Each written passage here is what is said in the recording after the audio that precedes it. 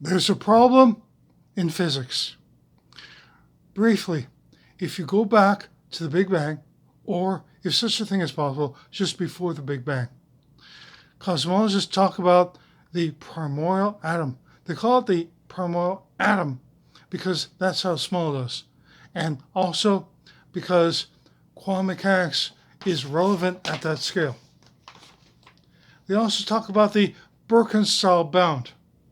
The idea is that the amount of information contained in a volume is proportional to the surface area. The Berkenstein bound came to be as astrophysicists studied black holes and tried to explain the so-called information paradox.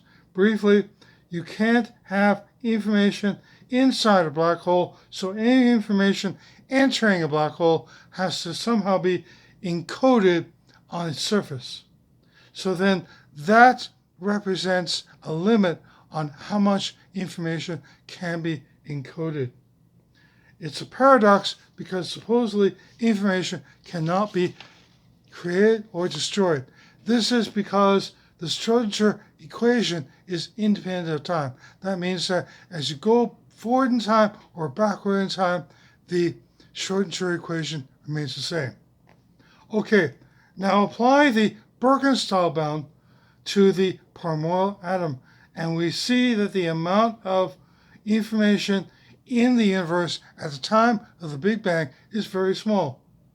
So then the question is, how do we account for all the information that we have today?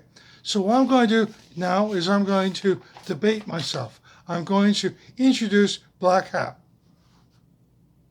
Hi. So my first question is, how do you know the universe is finite?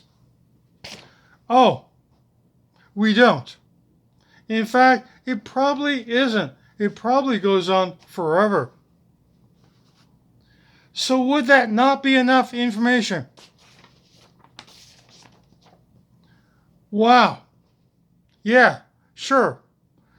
But the idea of the primordial atom is that everything we can see came from the primordial atom. So we have the same problem because all the information we have came from that primordial atom. Okay?